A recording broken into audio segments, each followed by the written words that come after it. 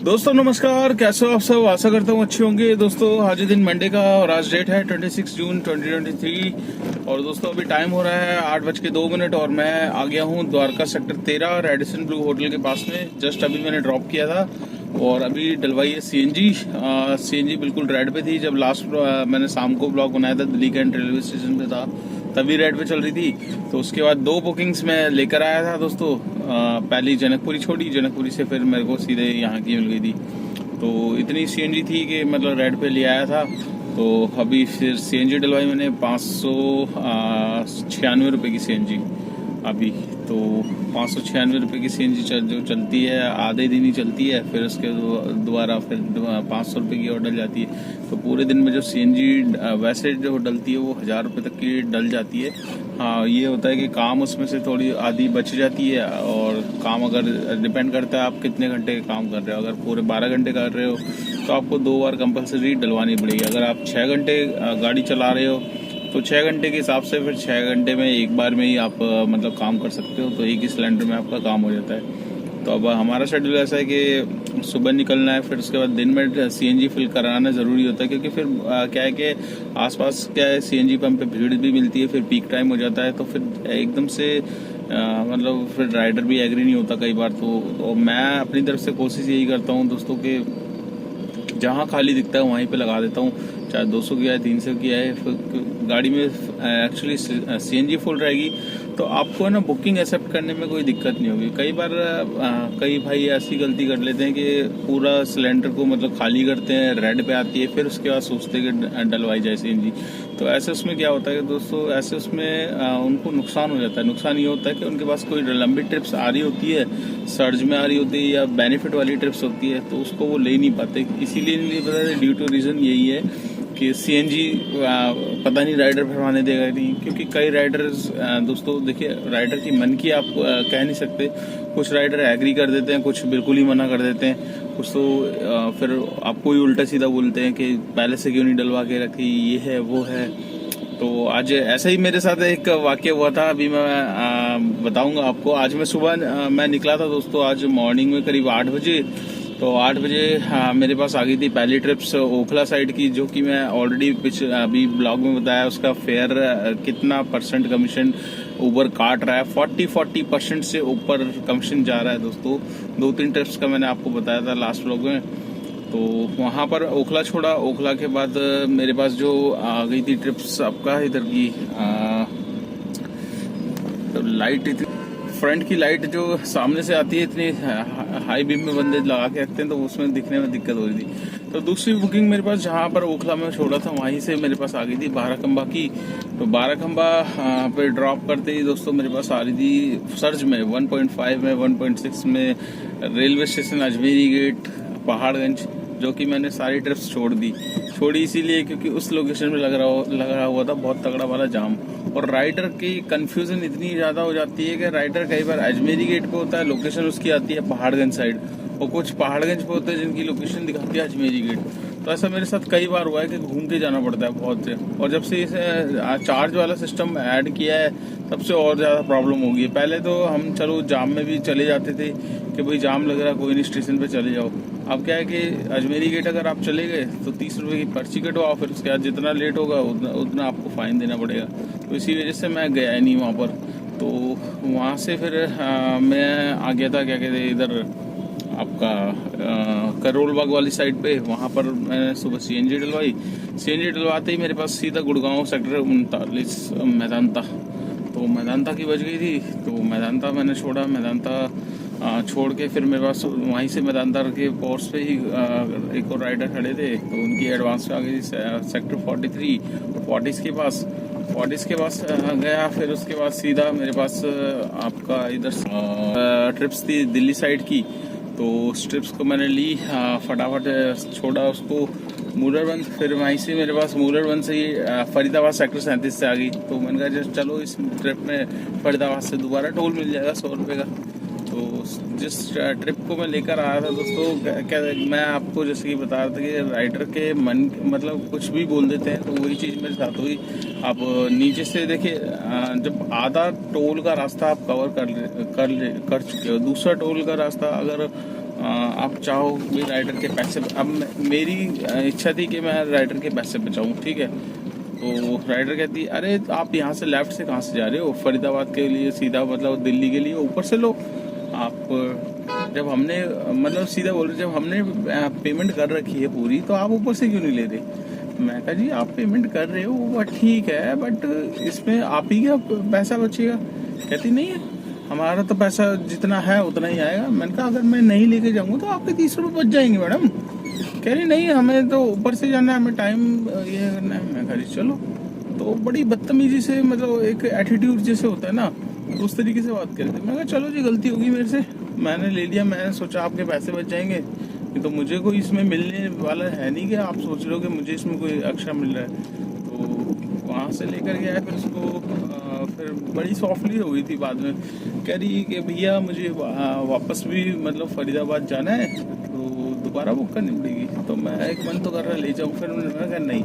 इसका एटीट्यूड देख के 3 नंबर पे एसी चलवाया। एसी मतलब इतना बढ़िया मौसम हो रखा है, एसी की कूलिंग है ना, ये लगा लो हाथ पे, ये हाथ की कोनी पूरी सुन्न हो गई, इतनी वो हो गई।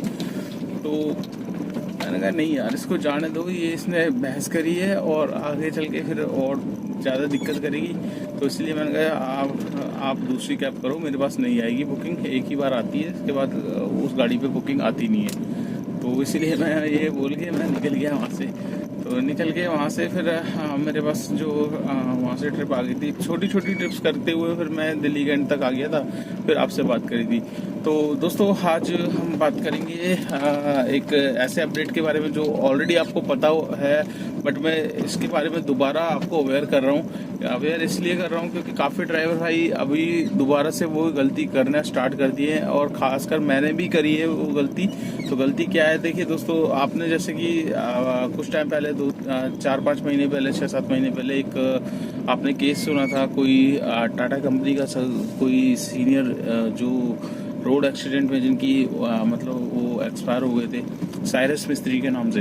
तो दोस्तों उसके बाद गवर्नमेंट में एक रूल आ गया था कि मतलब आपको पीछे बेल्ट लगाना ज़रूरी है, कंपलसरी है, और तो इसके ऊपर चालान भी होते थे। तो बीच में सभी भाइयों ने अपनी बेल्टें निकाल ली थी, ठीक है, दोबारा से सबको बोल दिया था, किसी ने पीछे प्रिंट आउट करके भी लगा दिया था, ठीक है। उसके बाद क्या है कि अब मैं देख रहा हूँ कि मतलब दोबारा से ड्राइवर भाई कोई इस बारे में अवेयर ही नहीं है, कोई बेल्ट ही नहीं लगा रहा। तो अब दोस्तों क्या है, मैंने कुछ जगहों पर देखा है जहाँ पर मोस्टली दिल्ली की सड़कों पर मैं बता रहा हूँ, चाणक्यपुरी वाली साइड हो जाए, ठीक है, मालचा मार्ग वाली साइड हो जाए, सरदार पटेल मार्ग पे हो जाए, तीन मूर्ति भवन वाली साइड पे हो जाए, ठीक है, जहाँ भी आपको ट्रैफिक वाले दिख गए, और कनाट प्लेस से आज मैंने देखा हनुमान मंदिर वाली साइड पे, दोस्तों सिर्फ बेल्ट की वजह से उन भाइयों के चालान हो रहे हैं। तो आप इग्नोर मत करिए, ठीक है, और बेल्ट की वजह से राइडर आपको पेमेंट नहीं देगा, गलती आप ही की मानी जाएगी। क्यों? क्योंकि आपको लगवाना ज़रूरी है बेल्ट, और आपने अगर नहीं निकाल रखी तो आज ही निकाल लीजिए। बहुत भारी चालान हो रहा है इसके ऊपर, ठीक है, तो वो चालान आपको दिक्कत ना दे और बेकार में आप फंसो। देखो आप फंसोगे तो फिर जितना आपने कमाया नहीं होगा उससे ज़्यादा आपको नुकसान हो जाएगा। राइडर क्या करेगा, राइडर बोलेगा भाई आपने बताया नहीं मेरे को। पता सबको होता है कि बेल्ट लगाना होता है, और खासकर आपने देखा होगा आजकल आप ट्रिप्स वगैरह ले रहे होंगे, ऊबर में भी ले रहे होंगे, तो ऊबर में एक जब ट्रिप्स आप स्टार्ट करते हैं उसमें स्पीकर में ही बोल देता है please use your seat belt, ऐसे करके बोलता है ना, योर सेफ्टी ऐसे करके बोलता है। मतलब पूरा मेरे को वाक्य नहीं पता, मतलब जैसे बोलता है वो, पर माइक में ऑलरेडी बता रहा है कि भाई आप please use your seat belt for your safety, ऐसा बोलता है मतलब बार बार बोलता रहता है, इतना ध्यान नहीं रहता।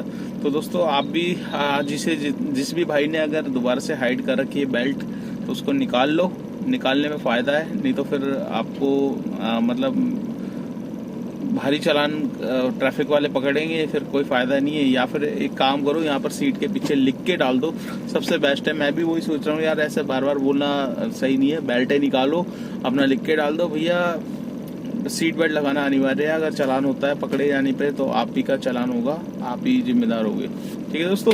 तो आज का मैं काम आपको बता देता हूँ, आज का मेरा काम कितना हुआ है। कोई खास नहीं हुआ है, पर जितना भी होता है आपके साथ शेयर ज़रूर करता हूँ मैं। बता देता हूँ आपको कितना काम हुआ है। यहाँ पर देख सकते हैं आप 1800 कुछ रुपये का मेरा काम है आज का, जिसमें से मेरे को जो टोल मिले हैं वो मिले हैं 3 टोल। एक मिला है हरियाणा का और 2 मिले हैं एमसीडी। तो 1800 कुछ का काम है और 300 रुपये का टोल है, तो टोटल 2200 रुपये तक का काम है। वैसे 1900 का काम मान के चलिए आप, 1900 का काम है मेरा। और जिसमें सीएनजी मैंने डलवाई थी आपका सुबह डलवाई थी 373 रुपये की, और इसमें ऑलरेडी पहले की पड़ी हुई थी 150 तक की। तो तकरीबन 400, 150, 550 तक की सीएनजी मेरी लग गई है। तो 500 की मान लीजिए, चलो 500 की सीएनजी लगी है, 1900 का काम है, तो बचे 1400 रुपये। 1400 रुपये में 200 रुपये गाड़ी की maintenance, fitness, permit, insurance, tyre घिसने, बहुत सारी चीज़ें होती है दोस्तों। तो 200 रुपये इसमें काउंट कर लीजिए। तो 1400 रुपये में से 200 रुपये और निकाल दीजिए, बचे 1200 रुपये। तो आज की नेट इनकम है 1200 रुपये की। अगर आप टोल को लगाओगे तो 300 रुपये वो प्लस कर सकते हो, 1500 रुपये मान लीजिए, क्योंकि मेरे पास तो ऑलरेडी पास है। पास से थोड़ा सा ज़्यादा निकाल ही लेता हूँ मैं। पर टोल को मैं अर्निंग में काउंट नहीं करता, क्योंकि टोल देना भी पड़ता है, इसलिए मैं नेट अर्निंग बताता हूँ। काफ़ी भाई नेट अर्निंग जानना चाहते हैं, नेट अर्निंग कितनी होती है।